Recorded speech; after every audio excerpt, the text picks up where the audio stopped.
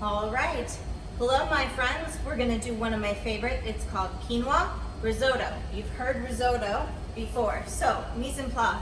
I have all my items here ready to go. I have a pan here with a little bit of butter melted, getting warmed up. And I also have some hot chicken stock right here, steaming hot. All right, needs to be nice and hot.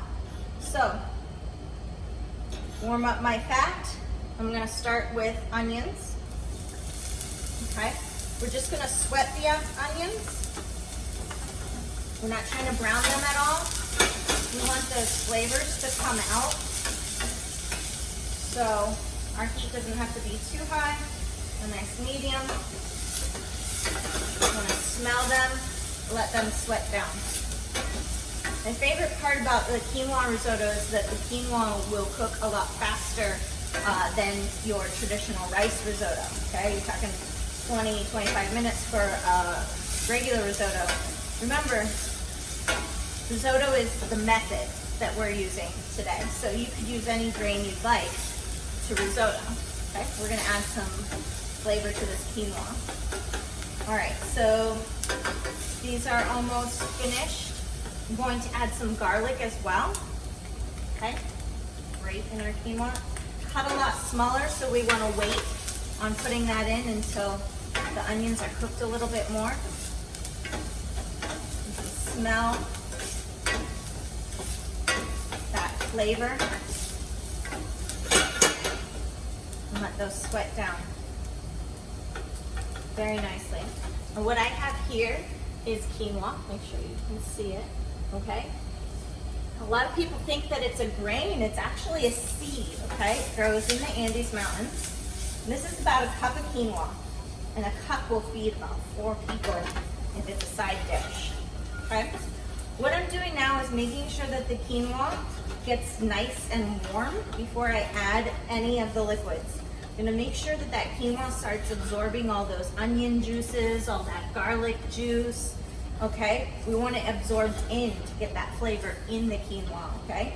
So making sure that all of those seeds, yes, I know you think it's a grain, but it's actually little seeds, are getting coated with the fat and with those flavors starting to soak in, all right?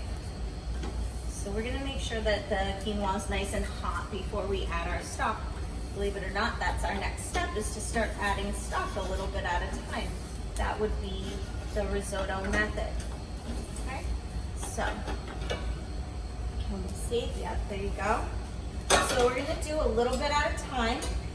Our hot stock right in there. And we're gonna continuously stir while it's absorbing. Super, super hot, and it evaporated faster. Okay, when it evaporates faster than it absorbed, that means your pan's a little too hot, okay? So we're gonna put a little more in. We're gonna turn our heat down to a medium. And just let it start to absorb in.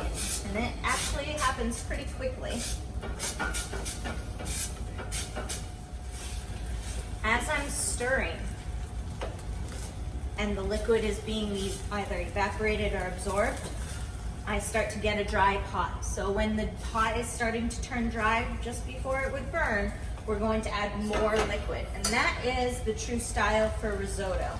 When you're making risotto, it's a little bit of liquid at a time until it's well absorbed, and then you add more.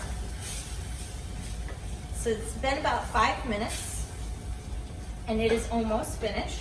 I can tell because the outside of the seed is actually, the bran on the outside is starting to pop, and I can see some of the starches on the inside of the seeds. So I know that it's almost done. You can tell by just looking at those little tiny seeds.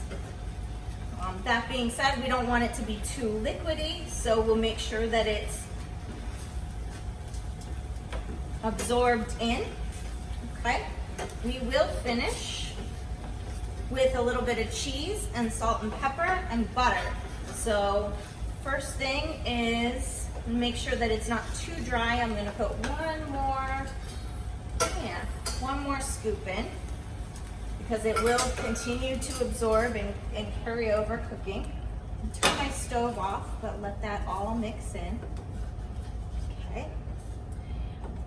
A little salt and pepper will go a long way. We'll add a little salt and pepper. Okay.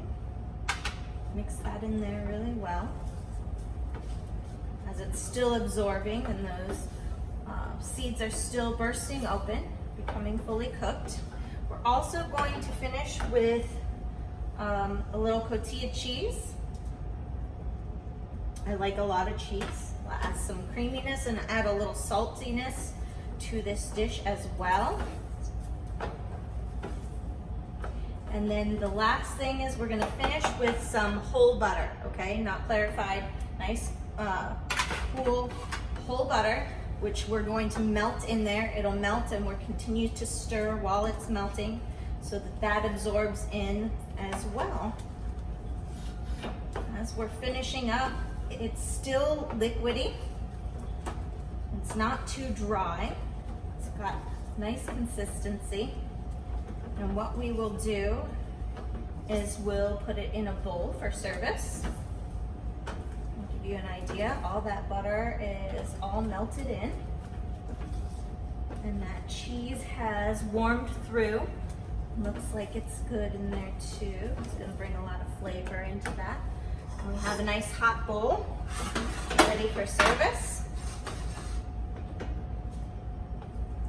So this could be a complete meal for someone because we know that quinoa is a complete protein for anyone that wanted to just eat the quinoa, or it would be a great side dish. We could do a fantastic side dish and do a chicken breast or a piece of seared tuna with it. It's a fantastic side dish. I'm just gonna top it with a little bit more of our cheese, because you can't ever have enough cheese. That's my motto. And that's it. It's got a beautiful consistency. It's not too dry. It's got a nice creaminess to it. I hope you guys make it and enjoy. Thanks for joining me.